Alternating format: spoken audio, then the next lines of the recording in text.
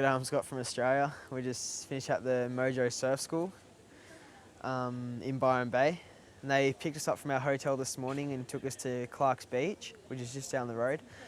When we got there, they sorted us out with all our surfboards and rashies and stuff.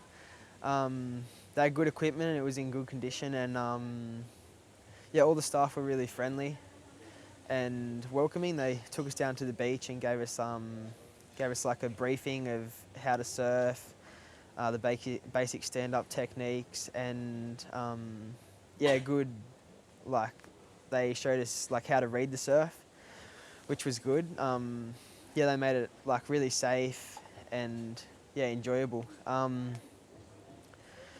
we got out into the water, it was really fun.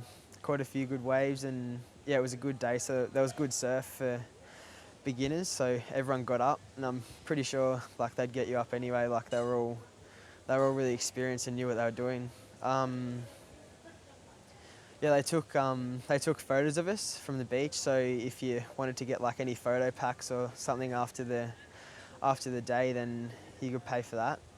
So it's good souvenir or memorabilia of your day. And yeah, they're in Byron Bay.